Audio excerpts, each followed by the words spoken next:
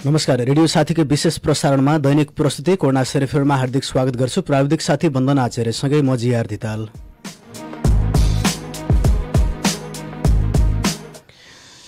Corona virus कोभिड-19बाट बच्न अपनाउनु पर्ने पर्याप्त सावधानी र सचेतना केन्द्रित कार्यक्रम कोरोना सेरेफेरमा हामी महामारीको रूपमा विश्वभर फैलिएको कोरोना भाइरस, यसले निम्त्याएको सङ्कट र रोकथाममा केन्द्रित रहेर कुराकानी गर्ने गर्छौं।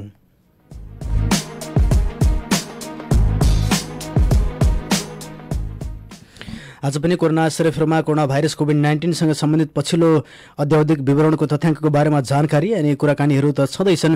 यहाँहरूलाई निरन्तर सचेतना र सावधानी अपनाउनका लागि रेडियो साथी मार्फत प्रत्येक दिन बिहान 8 बजेबाट कोरोना सेरेफेर प्रसारण हुने गर्छ।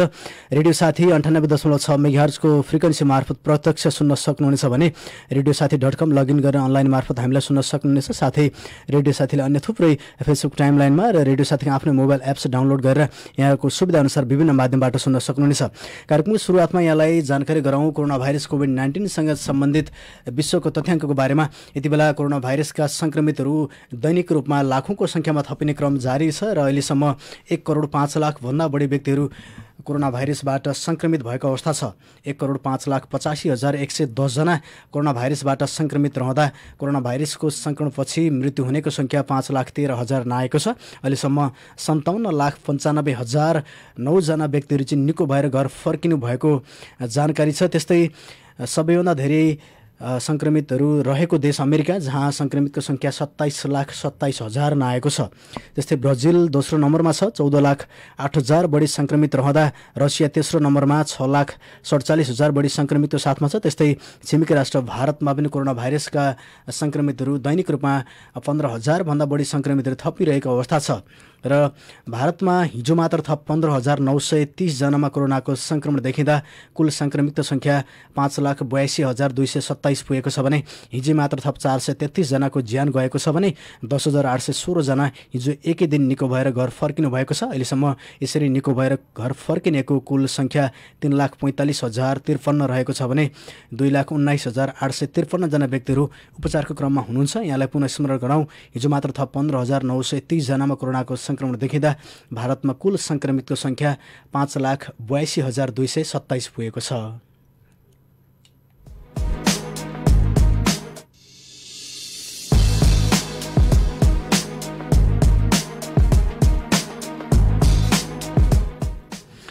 त्यस्तै भारतमा कोरोनाका संक्रमितहरू बढिरहँदा नेपालमा समेत सयौंको संख्यामा संक्रमित थपिरहेको अवस्था छ र हिजो मात्र थप नेपालमा 316 जनामा कोरोनाको संक्रमण देखिएको छ। 4,711 वटा गरिएको पीसीआर परीक्षणमा 316 वटा नतिजा पोजिटिभ आएका छन् र हिजो मात्र थप निको भएर घर फर्किनेको संख्या 60 रहेको छ। त्यस्तै नेपालमा कुल संक्रमितको संख्या हिजो 316 जना थपिएसँगै कुल संक्रमितको संख्या 13,564 पुगेको छ भने 3,194 जना निको भएर घर फर्कँदा आइसोलेसनमा रहेर पुष्टि भएका केसहरू जो उपचारको क्रममा हुनुहुन्छ 10,341 रहेको छ। नेपाल सरकारले पीसीआर परीक्षणको दायरालाई बढाउँदै लगिरहेको छ। अहिलेसम्म 2,28,341 वटा आरटी-पीसीआरका परीक्षण भइसकेको छ।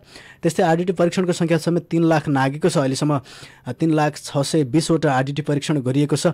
यद्यपि आरडीटी त्यति प्रभावकारी नभएको कारण सबैले पीसीआर परीक्षणको लागि जोड दिएको अवस्था छ र नेपाल सरकारले पनि पछिल्लो समयमा दैनिक रूपमा आरडीटी भन्दा पनि पीसीआरलाई बढी परीक्षण गरिरहेको तथ्याङ्क छ। अहिलेसम्म 2,28,341 वटा पीसीआरका परीक्षण गरिँदा 13,564 वटा नतिजा पोजिटिभ आएका छन्। त्यस्तै नेपालमा कोरोनाको संक्रमणपछि ज्यान गुमाउनेको संख्या 29 रहँदा अहिले क्वारेन्टाइनमा रहेका व्यक्तिहरूको संख्या 53,070 रहेको छ र भारत लगायत अन्य देशमा रहेका नेपालीहरू स्वदेश फर्कने क्रम बढेसँगै क्वारेन्टाइनमा बस्ने व्यक्तिहरूको संख्या बढेको थियो, तर पछिल्लो समयमा दैनिक रूपमा घटिरहेको अवस्था छ। र यहाँलाई जानकारी गराउँ, प्रदेशगत विवरणको जानकारी गराउन चाहन्छु र यति बेला कोरोना भाइरसबाट संक्रमित हुने प्रदेशगत विवरणहरूमा प्रदेश नम्बर 1 मा कुल सङ्क्रमितको सङ्ख्या 595 रहेको छ। 595 सङ्क्रमितमध्ये 398 जना निको भएर घर फर्किनु भएको छ। त्यस्तै प्रदेश नम्बर 2 मा सङ्क्रमितको सङ्ख्या 3794 रहेको छ। बागमती प्रदेशमा 428 हुनुहुन्छ। गण्डकी प्रदेशमा 1017 जना रहँदा प्रदेश नम्बर 5 मा सबैभन्दा धेरै सङ्क्रमितहरू हुनुहुन्छ, जहाँ 3807 जना सङ्क्रमित रहँदा कर्णाली प्रदेशमा सङ्क्रमितको सङ्ख्या 1466 रहेको छ भने सुदूरपश्चिम प्रदेशमा 2457 जना सङ्क्रमित हुनुहुन्छ। यसरी कुल सङ्क्रमितको सङ्ख्या 13564 पुगेको छ। त्यस्तै यहाँलाई जानकारी गराउँ प्रदेशको विवरण। प्रदेश नम्बर 1 का सङ्क्रमितहरूमा प्रदेश नम्बर 1 मा चाहिँ कुल सङ्क्रमितको सङ्ख्या 595 रहँदा झापामा मात्र कुल सङ्क्रमितको सङ्ख्या 229 पुगेको स्वास्थ्य कार्यालय झापाले जानकारी गराएको छ। झापामा 229 जना सङ्क्रमित रहँदा मोरङमा 153 जना हुनुहुन्छ। त्यस्तै सुनसरीमा 88 जना हुनुहुन्छ। धनकुटामा 8 जना, भोजपुरमा 6 जना हुनुहुन्छ। खोटाङमा 9 जना, उदयपुरमा 67 जना हुनुहुन्छ। सोलुखुम्बुमा 1 जना, शङ्खसभामा 5 जना, तेह्रथुममा 3 जना हुनुहुन्छ। इलाममा 8 जना सङ्क्रमित रहँदा पाँचथरमा 3 जना, ताप्लेजुङमा 4 जना र ओखलढुङ्गामा 1 जना हुनुहुन्छ। यसरी प्रदेश नम्बर 1 मा कुल सङ्क्रमितको सङ्ख्या 595 रहेको छ। र झापाका सङ्क्रमितहरूको विवरण यहाँलाई पुनः स्थानीय तहगत जानकारी गराउन चाहन्छु। 229 सङ्क्रमितमध्ये भद्रपुर नगरपालिकामा 6 जना सङ्क्रमित हुनुहुन्छ। भद्रपुरका 6 जना सङ्क्रमितमध्ये 3 जना निको भएर घर फर्किनु भएको छ। त्यस्तै मेचीनगर नगरपालिकामा हिजो थप 1 जनामा कोरोनाको सङ्क्रमण देखिएसँगै कुल सङ्क्रमितको सङ्ख्या 20 पुगेको छ भने 3 जना निको भएर घर फर्किनु भएको छ। बिर्तामोड नगरपालिकामा 2 जना हुनुहुन्छ। कन्काई नगरपालिकामा 8 जना हुनुहुन्छ। कन्काईका 2 जना निको भएर घर फर्किनु भएको छ। अर्जुनधारामा 5 जना हुनुहुन्छ। अर्जुनधाराका 5 जना सङ्क्रमित मध्ये 2 जना निको भएर घर फर्किनु भएको छ। दमक नगरपालिकामा 6 जना सङ्क्रमित हुनुहुन्छ, जहाँ 2 जना निको भएर घर फर्किनु भएको छ। गौरादहमा 4 सङ्क्रमित मध्ये 3 जना निको भएर घर फर्किनु भएको छ। शिव शताक्षी नगरपालिकामा 2 जना सङ्क्रमितहरू हुनुहुन्छ।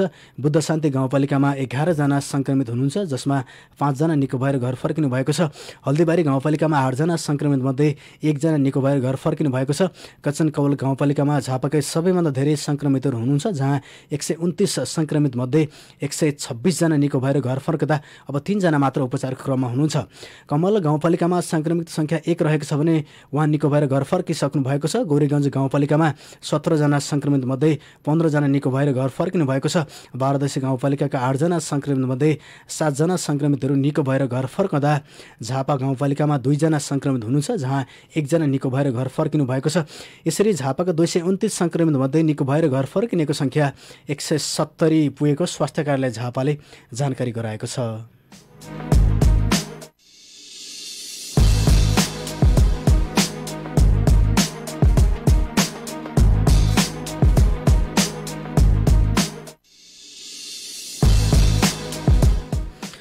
यसरी नेपालमा कुल कोरोना सङ्क्रमितको सङ्ख्या 13,564 पुगेको छ। र यहाँलाई जानकारी गराउँ नेपालमा केही जिल्लाहरूमा चाहिँ कोरोनाका सङ्क्रमितहरू अत्याधिक मात्रामा हुनुहुन्छ। स्वास्थ्य मन्त्रालयले दिएको जानकारी अनुसार नेपालमा 500 भन्दा बढी सङ्क्रमित रहनुभएको जिल्लाहरू 7 वटा रहेका छन्। महोत्तरी जिल्ला, रौतहट, सर्लाही, कपिलवस्तु, दाङ, दैलेख र कैलालीमा 500 भन्दा धेरै सङ्क्रमितहरू रहनु भएको छ। र यसरी नेपालमा दैनिक रूपमा कोरोनाका सङ्क्रमितहरू थपिँदै जाँदाखेरि पछिल्लो समयमा कोरोनाका सङ्क्रमितहरू र 2 दिन 3 दिनको हाराहारीमा 1000 भन्दा बढी सङ्क्रमितहरू थपिरहेको अवस्था छ। र अहिले पछिल्लो समयमा 13,564 जनामा कोरोनाका सङ्क्रमितहरू हुनुहुन्छ। त्यस्तै कोरोनाका सङ्क्रमितहरू नेपालमा बढेसँगै बालबालिकामा समेत कोरोनाका सङ्क्रमण देखिएको विवरण समेत प्राप्त भइरहेको छ। र विशेष गरी तथ्याङ्कलाई हेर्दाखेरि 9 वर्ष मुनिका बालबालिकामा कोरोना सङ्क्रमण बढ्दै गएको तथ्याङ्क छ।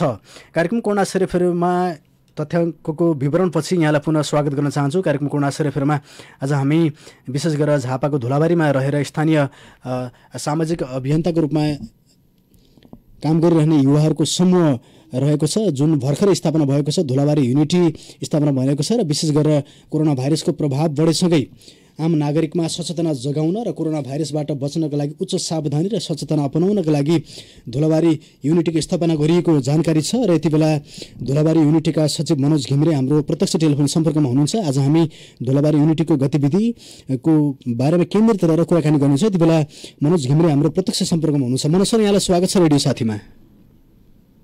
हेलो, उहाँको आवाज अनेर हुन सकिरहेको छैन। प्राविधिक साथीले पुनः सम्पर्क स्थापित गर्नमा आग्रह गर्छु। धुलाबारी युनिटी केही दिन अगाडि झापाको धुलाबारीमा स्थापना भएको छ र युवाहरूको टोली रहेको छ। विशेष गरेर स्थापनाको दिनदेखि नै दैनिक रूपमा कोरोना भाइरससँग सम्बन्धित रहेर सचेतना जगाउने काम गरिरहेको छ र हामी सामाजिक गतिविधिहरू देखिरहेका छौँ। यसरी समाजमा स्थापना हुने सामाजिक अभियान, सामाजिक गतिविधि, सामाजिक सङ्घ संस्थाले पनि कोरोना भाइरसको नियन्त्रण र रोकथाममा महत्त्वपूर्ण भूमिका खेलिरहेको छ। र यति बेला हामीसँग पुनः सम्पर्कमा हुनुहुन्छ धुलाबारी युनिटीका सचिव मनोज घिमिरे। मनोज सर, यहाँलाई स्वागत छ कार्यक्रममा।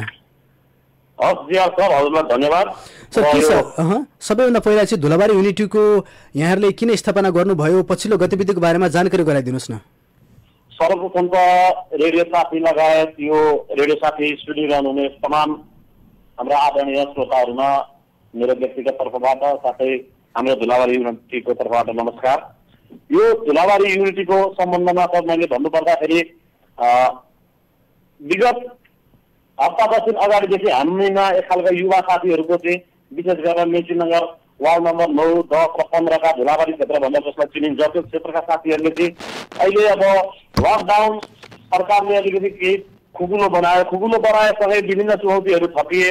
जस्तो विशेष गरेर धुलाबारी क्षेत्रलाई चाहिँ कोरोना भाइरसबाट सुरक्षित बनाउनेको लागि चाहिँ नागरिक स्तरबाट के गर्न सकिन्छ भन्ने खालको एउटा विशेष छलफल भयो। त्यो छलफलले विभिन्न साथीहरूको राय सुझाव गरेर हामीले अस्ति तपाईँको 14 गते चाहिँ एउटा हाम्रो आम वार्ड नम्बर 9, 10 र 15 का साथीहरूको भेलाबाट चाहिँ एउटा अभियान बनाएर त्यो अभियानलाई चाहिँ हामीले धुलाबारी युनिटीको नाम दियौँ। अनि त्यो अहिले चाहिँ सम्पूर्ण साथीहरूको सामूहिक छलफलबाट चाहिँ अहिले अब विद्यमान समस्या भनेको यो कोरोना भाइरसबाट चाहिँ हाम्रो समाजलाई कसरी सुरक्षित गर्ने भन्ने विषयमा चाहिँ विविध सचेतना कार्यक्रम अनि त्यस लगायत सचेतना कार्यक्रम अन्तर्गत हिजो अस्ति हामीले 15 गते असार 15 गतेको दिन ठिक 1 बजे धुलाबारी बजार क्षेत्रलाई व्यवस्थित गरौँ भन्दा त्यहाँका व्यवसायी साथीहरूको राय सुझाव उहाँहरूलाई पनि लिएर गएर चाहिँ हामीले एउटा सचेतना र्याली पनि सम्पन्न गऱ्यौँ।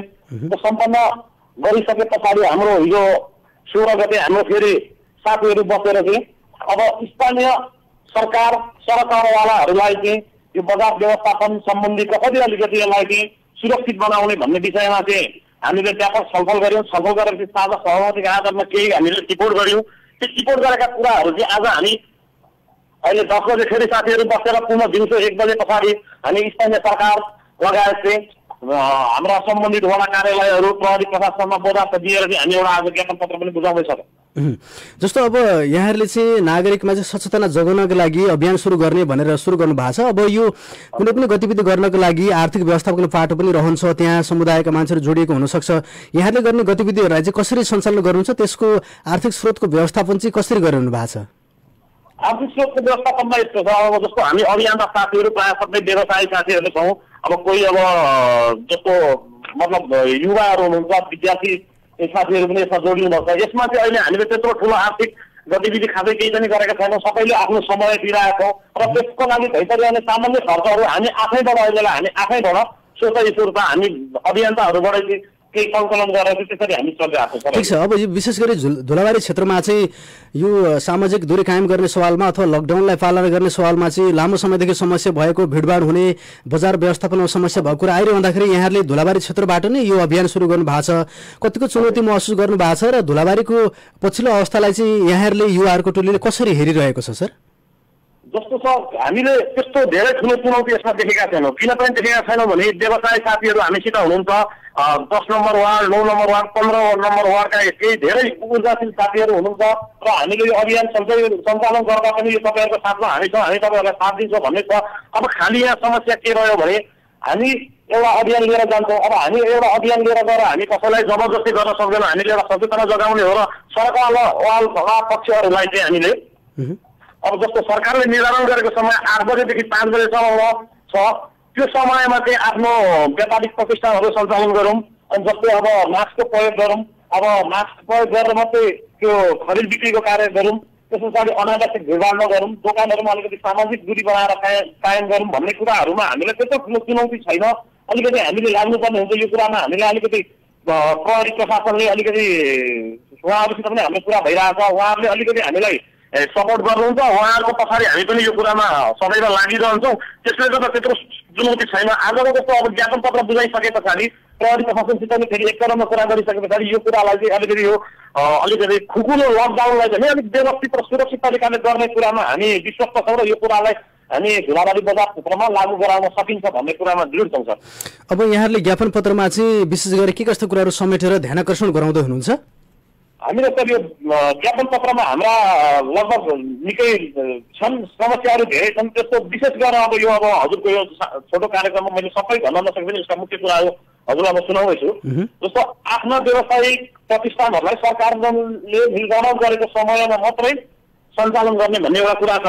अर्को कुरा छ जस्तो अब बजारमा चाहिँ अब आउँदाखेरि विक्रेताले पनि क्रेताहरू उपभोक्ताहरूले पनि एउटा मास्कको प्रयोग गरिरहनु भएको छैन। यो मास्कको प्रयोगलाई चाहिँ अलिकति व्यापक रूपमा बढाउँ, यो मास्कतिर चाहिँ बजारमा कोही पनि ननिक्लिउँ, अथवा हाम्रो पनि अब यो भोलि पर्सिदेखि फेरि अब त्यस्तो देखिँदै गर्दा हामी आफै बजारमा खटिएर कसैले व्यापारीहरूले मास्क लाउनु भएको छैन भने आफै हामी मास्क खरिद गरेर व्यापारीहरूलाई मास्क लगाउन अहिले अनुरोध गर्छौँ, धेरै सधैँदेखि लगाइदिनु होला भन्छौँ। त्यस्तो उपभोक्ताहरू पनि मास्क लगाइकन आउनुभएको छ भने उहाँहरूलाई पनि हामी एकदम नम्र भाषाले यो तरिका अलिकति तपाईँले ठिक भएन, यसले तपाईँको यो कमजोरीले गर्दा यसको मूल्य समाजले चुकाउनु पर्ने हुनसक्छ, तपाईँले त्यसर्थ सतर्क होइदिनु भन्ने कुराहरू छन्।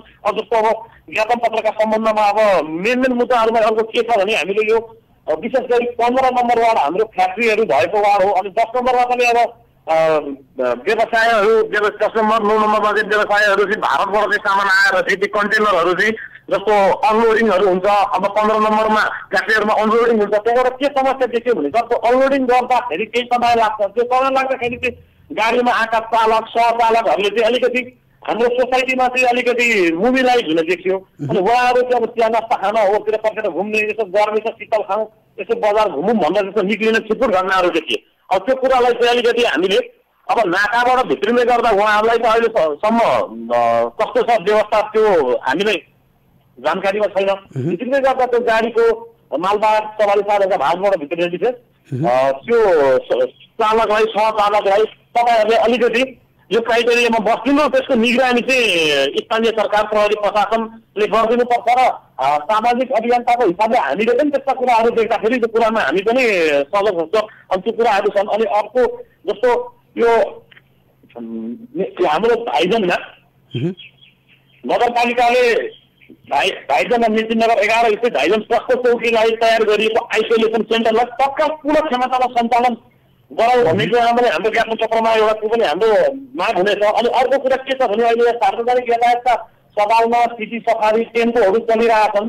अब त्यो टेम्पो सिटी सफारीहरू चलाउने गर्दा पनि उहाँहरू अलिकति सुरक्षित तवरले त्यो चलाउने, त्यसलाई चाहिँ बेला बेलामा सेनिटाइजरिङ गरिरहने विषयहरू पनि हाम्रो माग छ। र अर्को कुरा के छ भने यो टेम्पो सिटी सफारीवालाहरूले चाहिँ जति सेवाग्राहीहरूलाई जति यात्रुहरूलाई चाहिँ उहाँहरूले ओसार्नुहुन्छ त्यो चाहिँ सम्पूर्ण व्यक्तिगत विवरण चाहिँ भरेर उहाँहरूले राखेर स्थानीय सरकारलाई बुझाउने अथवा प्रहरी प्रशासनलाई बुझाउने त्यो कुरा चाहिँ अलिकति गर्दाखेरि भोलि कहीँबाट केही समस्या देखियो भने त्यो एउटा हिस्ट्री चाहिँ मतलब यात्रुहरूको हिस्ट्री देखिन्छ र त्यो कुराले पनि हामीलाई भोलि त्यस्तै सङ्क्रमण समाजमा फैलियो भने त्यो कुरा गर्न सकिन्छ भन्ने कुरा पनि एउटा हाम्रो त्यसमा ऊ छ। अब त्यसमा पिसिआर टेस्टको दायरालाई चाहिँ अहिले क्वारेन्टाइनमा मात्रै पिसिआर टेस्ट भइरहेको छ। त्यो पिसिआर टेस्टलाई चाहिँ सामुदायिकमा अग्रपङ्क्तिका अलिकति भेडभाड हुने पसलवालाहरूलाई, फलफुल व्यापारीहरूलाई, तरकारी व्यापारीहरूलाई जो असुरक्षित तरिकाले चाहिँ हिजो अस्तिदेखि धेरै पहिलेदेखि नै चाहिँ बिक्री वितरण गरिरहनु भएको छ उहाँलाई सर्वप्रथम र त्यसमा चाहिँ अब कस्तो रिजल्ट आउँछ त्यो अनुसार चाहिँ कता कता हुन सकिन्छ एउटा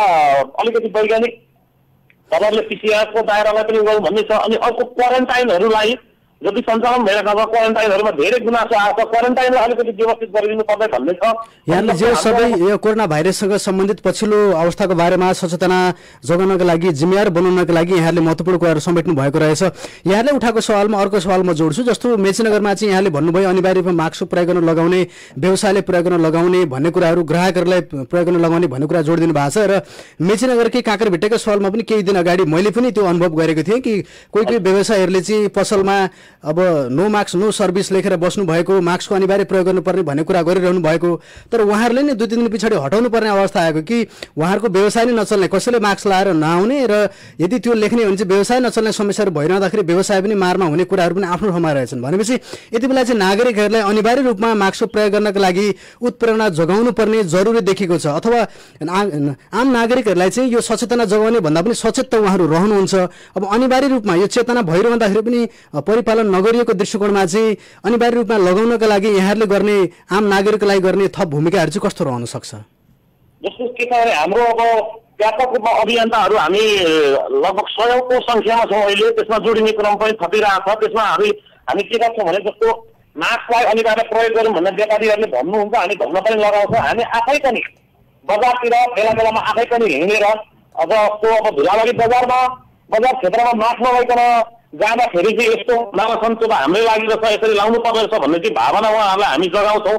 त्यो व्यापारीहरूले मात्रै मास्कको नियम चाहिँ पालना गराउनु सक्नुहुन्छ भन्ने कुरामा हामी पनि सहमत छौँ। त्यो कुरामा चाहिँ अब सबै पक्ष व्यापारीले पनि लाग्दिनुहुन्छ, यता प्रशासनले पनि लाग्दिन्छ र हामी अभियन्ताहरू पनि त्यो कुरालाई चाहिँ अलिकति जोडेर गर्दाखेरि यो कुरालाई चाहिँ समस्या त्यति धेरै निक्लिँदैन होला भन्ने कुरा हामीलाई विश्वास छ। र यदि त्यस्तो केही समस्या निक्लिहालेको खण्डमा पनि त्यो समस्यालाई तिर्न हामी फेरि पनि तयार छौँ। अब नागरिक स्तरमा चाहिँ यो उहाँहरूमा भइरहेको चेतना तर परिपालन नभइरहेको परिपाटीमा चाहिँ यहाँहरूको युवाहरूको टोलीले चाहिँ आगामी दिनमा कस्तो रणनीति लिएर अघि बढ्ने सोच छ? यहाँहरूको सोच चाहिँ अहिले धुलाबारी क्षेत्रमा जसरी जम्मा भएर यहाँहरूले अभियान नै चलाइरहनु भएको छ, युवाहरूको एउटा आत्मबल आत्मविश्वास र उहाँहरूको धारणा चाहिँ कस्तो पाउनु भएको छ? यो सवालमा के छ भने हामी सम्पूर्ण अभियन्ता हामीसित जोडिनु भएकोहरू सबैको राय के छ भने धुलाबारी बजारलाई कसरी सुरक्षित बनाऊ, त्यो सुरक्षित बनाउने सवालमा हामी के गर्न सकिन्छ भन्ने कुरा हामी सबै एक छौँ। हामी यो सामूहिक निर्णयबाट मात्रै हामी जे पनि कामको थालनी गर्दैछौँ। हाम्रो धुलाबारी युनिटी भन्दा सम्पूर्ण साथीहरूको सामूहिक छलफलबाट हामी निर्णय गरेर चाहिँ जान्छौँ। जस्तो अब हजुरले भन्नुभयो जस्तो मान्छेलाई यो अब सबै कुरा सचेत त छन्, उहाँहरू सचेत त हुनुहुन्छ, तर अलिकति कार्यान्वयन पक्षमा अलिकति समस्या देखिएको त्यो कुरा सबै छ। त्यो चाहिँ अब समाज मतलब राज्यका सबै पक्ष सरकार, स्थानीय सरकारलाई पनि हामीले वाडाहरूमा पनि यो ज्ञापन पत्र बुझाउँछौँ, वार्डमा पनि गएर हामी बेला बेलामा कुरा राखिरहेको छौँ। प्रहरी प्रशासनसित त हामी हर हमेसा जति बेला पनि सम्पर्कमा छौँ। उहाँहरूसित पनि साथमा राखेर अन्य सङ्घ संस्थाहरू, मेची उद्योग वाणिज्य सङ्घदेखि लिएर त्यहाँका सामाजिक सङ्घ संस्था, धुलाबारी जेसीदेखि लिएर सबैसित हाम्रो एक खालको कुरा भइरहेको छ। यो कुरालाई हामी सबै क्लियर भएर यो कार्यान्वयन गराउने पक्षमा चाहिँ लागि पर्नेछौँ सर। हुन्छ सर, अब अन्त्यमा यहाँहरूले चाहिँ एउटा पवित्र उद्देश्य लिएर अघि बढ्नु भएको छ। यहाँहरूले जति पनि आज समेत अब ध्यान आकर्षण पत्र बुझाउँदै हुनुहुन्छ नगरलाई, यहाँहरूले नगरका अत्यन्तै समसामयिक विषयवस्तु उठाउनु भएको छ। यो सबैको एकबद्धता पनि छ, सबैको ध्यान आकर्षण यसमै छ। अब अन्त्यमा चाहिँ रेडियो सुन्ने सबै नगरवासी र सबै श्रोताको लागि चाहिँ यो धुलाबारी युनिटीको तर्फबाट के आग्रह अनुरोध गर्न चाहनुहुन्छ? हाम्रो यो धुलाबारी युनिटी भनेको विशेष त अहिले हाम्रो फोकसिङ भनेको चाहिँ यो कोरोना भाइरसबाट हाम्रो समाजलाई कसरी जोगाउने भन्ने कुरामै छौँ। त्यस अन्तर्गत हाम्रो अभियानमा विशेष गरेर वार्ड नम्बर 10 र 15 का साथीहरूलाई समावेश हुन यही हजुरको यो रेडियो साथी मार्फत पनि हामी एकपल्ट आह्वान गर्दछौँ। र कोरोना भाइरसका सम्बन्धमा WHO ले सुझाएका कुराहरू, हाम्रा स्वास्थ्य कर्मीले सुझाएका कुराहरू, यो सम्बन्धित विज्ञले सुझाएका कुराहरू हामीले पालना गरौँ। हाम्रो बजार क्षेत्रमा, भिडभाड हुने क्षेत्रमा मात्रै नभएर हामीले आफ्ना घर दैनिकीहरूमा पनि यो कुराले पालन गरौँ भन्ने कुरा म मतलब धुलाबारी युनिटीका तर्फबाट यहाँ व्यक्त गर्न चाहन्छु सर। हुन्छ सर, कुराकानीको लागि यहाँले धेरै धन्यवाद दिन चाहन्छु। सम्पूर्ण श्रोता लगायत रेडियो साथी परिवार साथै जिआर विकास सरलाई पनि धन्यवाद। हुन्छ सर, हुन्छ हुन्छ। यति बेला हामीसँग धुलाबारी युनिटीका सचिव मनोज घिमिरे, विशेष गरेर धुलाबारी युनिटी केही समय अगाडि झापाको धुलाबारीमा स्थापना भएको छ र केही वडाका युवा साथीहरूको एउटा टिम छ र जसले चाहिँ कोरोना भाइरस कोभिड-19 को अहिलेको प्रभावको विषयमा सचेतना जोगाउनका लागि सामाजिक अभियान सञ्चालन गरिरहेको अवस्थाको बारेमा जानकारी गराउनु भएको छ।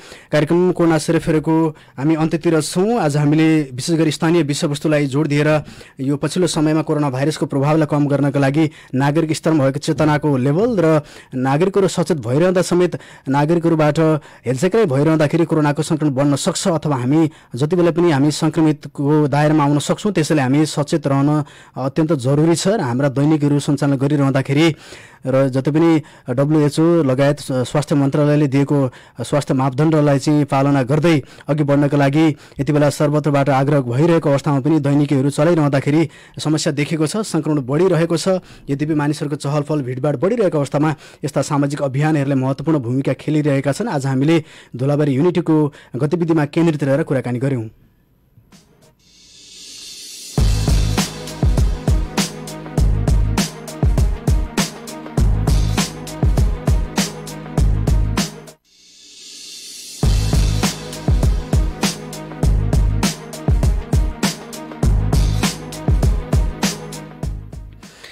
कार्यक्रम कोरोना सेरोफेरोको हामी अन्त्यतिर छौँ। नेपालमा कोरोना भाइरसको प्रभाव सँगसँगै पछिल्लो समयमा चाहिँ सलहको त्रास समेत नेपालमा रहेको छ र 3 दिन अघि नेपाल प्रवेश गरेको सलह किरा यति बेला 27 जिल्लासम्म पुगेको खबर छ र झुन्ड टुक्रिएर फैलिने क्रम जारी रहेको समेत समाचारमा बताइएको छ। गत शनिबारदेखि नेपाल प्रवेश गर्न थालेको सलहको झुन्ड चाहिँ हिजोसम्म 27 जिल्लामा पुगेको छ।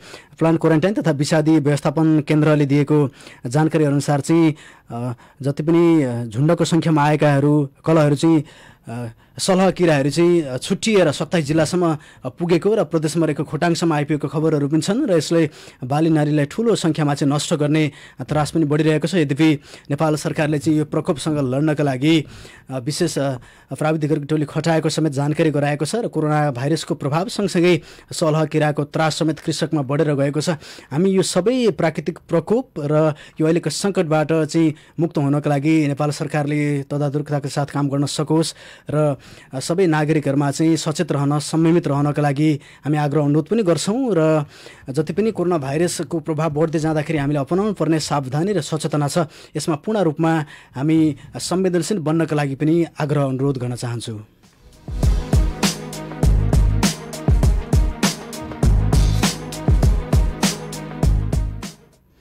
कार्यक्रम कोरोना सेरोफेरोको आगामी भागमा समेत यहाँहरूसँग जोडिएका विविध विषयवस्तुमा चर्चा गर्नेछौँ। सँगसँगै कोरोना भाइरसको पछिल्लो अवस्थाको बारेमा जानकारी समाचारहरू सम्प्रेषण गराउने छौँ।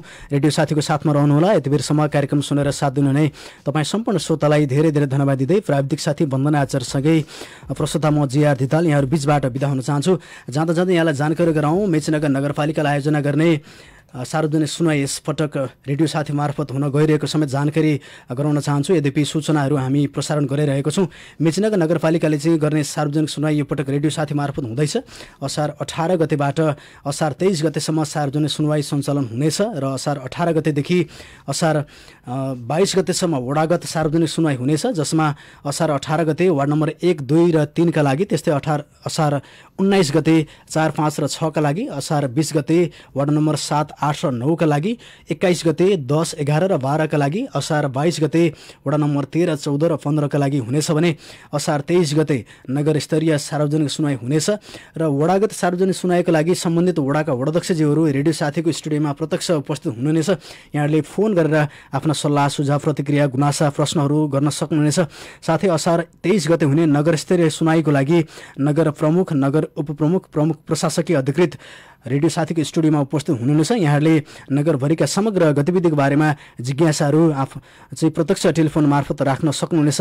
हाम्रो स्टुडियोको टेलिफोन नम्बर 023 563 029 र 563 037 मार्फत यहाँले आफ्ना गुनासा प्रश्न र सुझावहरू टिपाउन सक्नुहुनेछ। समय बेलुकी साँझ 6 बजेदेखि 7 बजेसम्म रहनेछ। स्मरण रहोस्, यही असार 18 गतेदेखि असार 23 गतेसम्म नगर स्तरीय सार्वजनिक सुनवाई रेडियो साथी मार्फत हुनेछ। प्रश्न गरौँ र सचेत नागरिक भूमिका निर्वाह गर्नका लागि पुनः आग्रह गर्दै यहाँहरू बीचबाट बिदा हुन चाहन्छु। नमस्ते। यहाँहरूको बाँकी पल सुखसँग बितोस्।